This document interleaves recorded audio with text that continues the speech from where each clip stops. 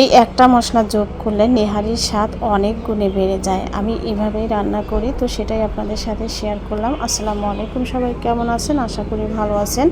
গৃহিণীর রান্নাঘর পেজ থেকে আমি আফরোজা আপনাদেরকে বলছি। তো সবাই কেমন আছেন? আশা করি ভালো আছেন। আলহামদুলিল্লাহ আমরাও ভালো আছি। তো ঘড়ির পায়াটা আমি ভালো করে পরিষ্কার করে নিয়েছি প্রথমে, তারপরে আমি এর মধ্যে আদা বাটা, রসুন বাটা, কাঁচামরিচ, পেঁয়াজ সব কিছু কিন্তু আমি দিয়ে দেব। আর এখানে আমি প্রয়োজনীয় যে মশলাগুলো আছে, শুকনো মশলা, ধনিয়া গুঁড়ো, মরিচ গুঁড়ো, জিরা গুঁড়ো সব কিছুই আমি এর মধ্যে পরিমাণ মতো দিয়ে দিয়েছি। আর এখানে আমি দিয়ে দেব হচ্ছে বেশ অনেকখানি কুচানো পেঁয়াজ, তেজপাতা, দারচিনি, লবঙ্গ সব কিছু আমি এর মধ্যে দিয়েছি। আর দিয়ে দেব হচ্ছে কিছুটা সরিষার তেল। তো এরপরে আমি এখানে দিয়ে দিলাম হচ্ছে কিছুটা জিরা গুঁড়ো। তো আমি এটা একটু ভালো করে মেখে রেস্টে রেখে দেব প্রায় 1 ঘন্টার জন্য। এভাবে রেস্টে রেখে দিবেন যে মশলা ভিতরে ঢুকে যায়, এর স্বাদটা অনেক গুণে বেড়ে যায়। 1 ঘন্টা পর আমি চলে আসছি। এখন বড় একটা প্যানের মধ্যে পায়াগুলো দিয়ে দেব। আর এই পায়াগুলো খেতে কিন্তু আমরা কম বেশি সবাই পছন্দ করে থাকি। তো এভাবে রান্না করে দেখবেন স্বাদটা অনেক গুণেই বেড়ে যায়। আর কোরবানির মাংস যেহেতু কয়েকদিন আগেই ঈদ গেছে, তো পায়াটা আমার ফ্রিজে রাখা ছিল, তো ভাবলাম যে একটু রান্না করে বাচ্চাদেরকে দেই। তো যাই হোক, এর মধ্যে দিয়ে আমি এখন দিয়ে দেব হচ্ছে পরিমাণ মতো পানি।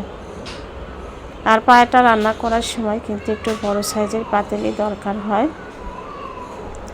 তো পানিটা দিয়ে আমি ঢেকে রান্না করব প্রায় 30 মিনিটের মতো।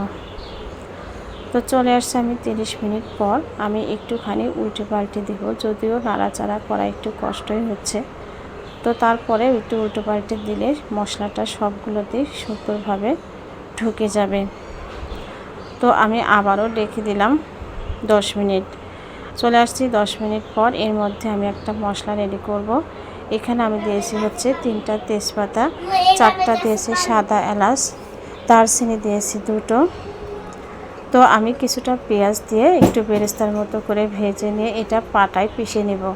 পাটায় পিষে নিয়ে তারপরে আমি নেহারির মধ্যে দেব।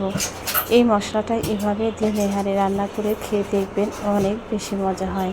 তো আমি এভাবেই করি, আপনারা কে কেমন করে রান্না করেন সেটা আমাকে কমেন্ট করে জানিয়ে যাবেন। আর আমার চ্যানেলটা যারা এখনও সাবস্ক্রাইব করেন নাই, সাবস্ক্রাইব করে সাথেই থাকবেন। আসলে সফলতা পাওয়ার জন্য সবাইকে পরিশ্রম করতে হয় আর একে অপরকে সহযোগিতা করতে হয়, তাহলেই সফলতা সম্ভব। তো যাই হোক, আমার রান্না হয়ে গেছে, মেয়েরা কিন্তু খাওয়ার জন্য রেডি হয়ে গেছে। তো যাই হোক, আজকের রেসিপিটা আপনাদের কাছে কেমন লেগেছে অবশ্যই কমেন্ট করে জানাবেন।